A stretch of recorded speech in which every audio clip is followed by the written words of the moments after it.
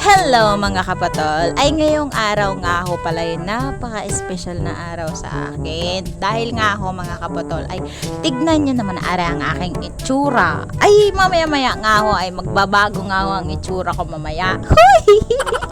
Sana all magbabago ang itsura. Huy, huwag naman kayong gayaan. Para sa mga judger dyan, sa mga baka mabash na naman tayo ay eto ho. Napansin nyo nga ho na sobrang ngarag nga ho ng aking buhok. Tapos ay isip nyo na bakit may trabaho naman ako pero hindi ako nakakapagpariban. Dahil nga ho mga kapatol ay sobrang pagtitipid. Kasi nga ho syempre nag-iipon kami mag-asawa dahil nga nagpapagawa kami ng bahay. Tapos yung aking mga pinagtatrabahuhan naman ay sakto laang din naman. At eto nga ho ipapaliwanag ko na sa inyo. Tada! Today is our today. Nagpabook nga ho ako kay Kuya Ace ng araw para sa aking pagpapaganda ng aking buhok. Huy! Sana all. Shoutout nga ho pala sa aking taga-ayos ng buhok na si Kuya Ace Abeho. Sa mga gustong magpariban, sa mga nais na gumanda yung itsura, gumanda yung buhok. Kung gusto nyo ng satisfied talaga na rebonded, ay kay Kuya Ace na lang ho kayo.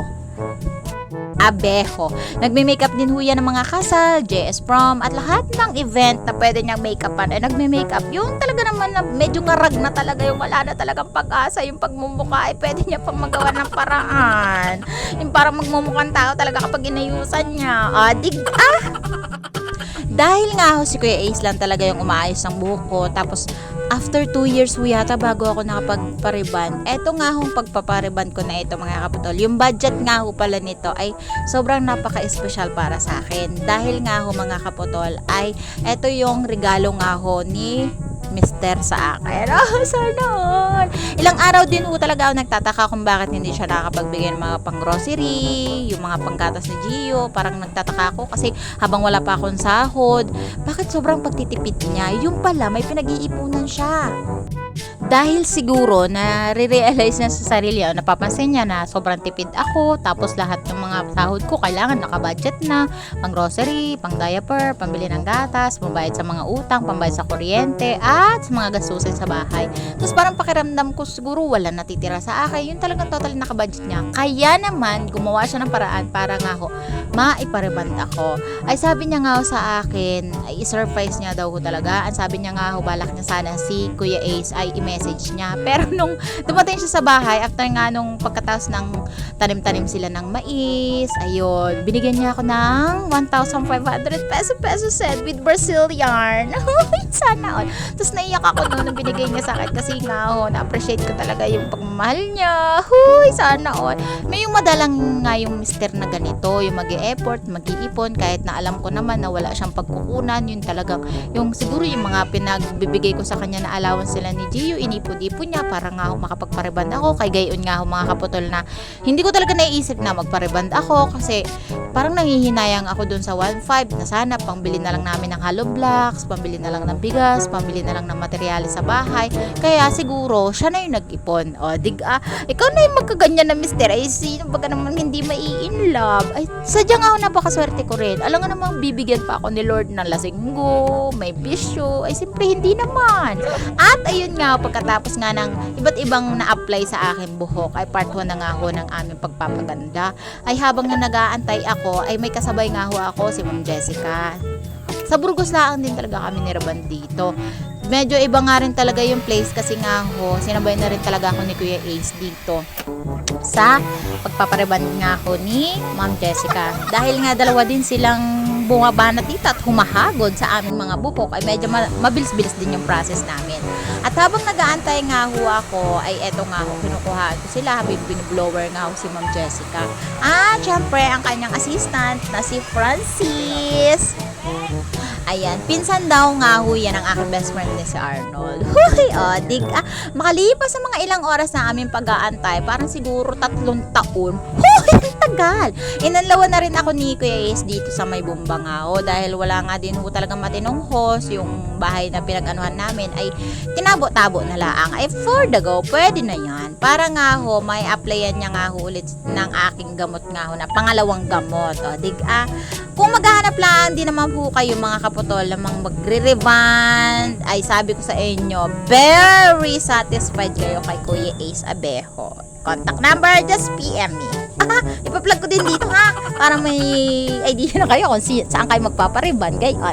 Ay, oho, yun nga ho ang kwento ko mga kaputol. Doon na nga ho tayo na-appreciate ko talaga yung pagre-regalo sa akin ni jowa ng gayon.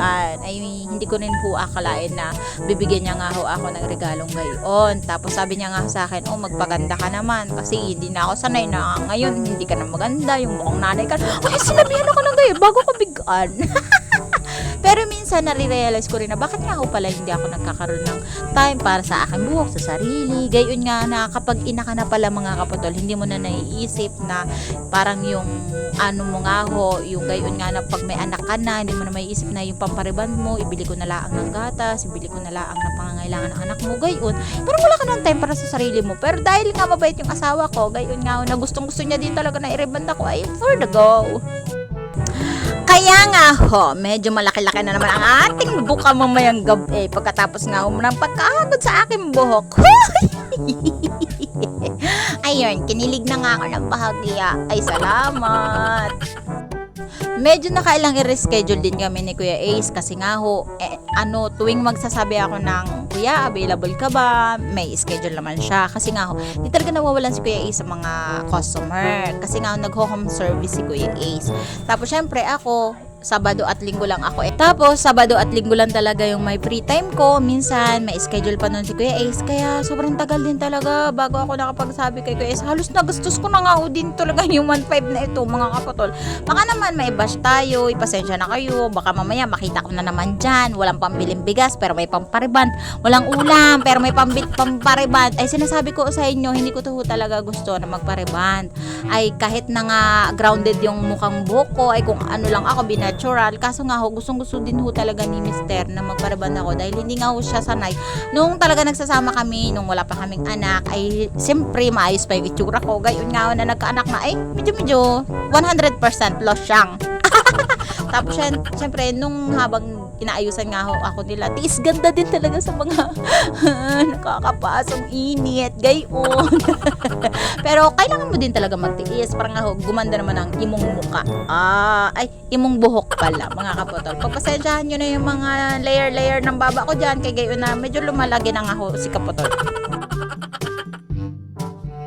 Yung alam mo yung bilang nanay ka na, parang nag-iba na rin yung mga texture ng yung mga katawan, texture. Yung mga posture pala, kay mali na naman tayo, mababash na naman tayo dyan. Pero nga, ho, diba? Ay minsan nalaang din talaga ako makaparanas ng gayaan. 2 years din, mga nanalas ako na niraband ni Kuya Ace, mga kapotol. Baka mabash na naman tayo, gayon nga na mamalimos, tapos may pampariban. Kaya alam mo naman ang mga tao, ay sabi ko sa inyo kung paano ang pagtitipid ko, alam na alam niya nila. Para lang makasurvive sa buhay. Kasi kung hindi ka rin talaga magtitipid sa buhay, hindi ka rin talaga makakasurvive. Sa episode na nga ho nito, mga kapotol, ay ipaplansya na nga ho nila ang aking buhok. Tapos pagkatapos nga ho ng plansya na ito, ay tapos na ho ang aking hair lalot. Ay excited na rin talaga ako dito kasi nga nakikita ko na masaya si Mr. si Jowa kasi nga ho, mga kapotol, nakangiti siya. Tapos parang kinikilig na siya, tinitignan ako. Dito na nga din talaga kami nagplansya at nagpatuloy na sa aking buhok kasi nung yung tapos na si Ma'am Jessica ay lumipat ako kami lang place. Umuwi na ako kami dito. Bale, sinabay lang ho ako ni Kuya Ace na lagyan ng mga apply nga ako at mga gamot. Pagkatapos ko nga plansyahin ang aking buhok ay dito na din sa bahay. Siyempre, alangan. Ay maraming salamat nga ho pala kay Kuya Ace kasi nga ho, for the budgeting lang ho ang aking pera. Gayon nga ho na, ganun lang rin naman yung price na pinaprice niya sa buhok. Depende yun sa buhok. Gayon. At tignan nyo naman, ginugupitan na nga ho at ako ni Kuya Ace din para nga ho ay postcard na. Ha? Finish bagay on. Maraming salamat din nga ho pala kay Kuya Ace tsaka sa kanyang assistant na si Francis. O ayan, postcard na ang ating hair lalot at after 300 years at ayan na nga, parang wala naman nagbago. Naglapad lang ng tudo ang aking pagmumuka. At syempre, bukod sa maganda na ang aking buhok, patay na rin ang mga lisa na nakadikit sa aking mga buhok na natuturunugan habang pinaplansya. Oh! So sad. Sayang-saya ko na naman at maraming salamat nga sa aking mister. I love you. I love you. Sige na nga. Sige na, bubuka na ako mamayang gabi ng malaki. Ay, salamat sa inyong panunood. Kinsan ni?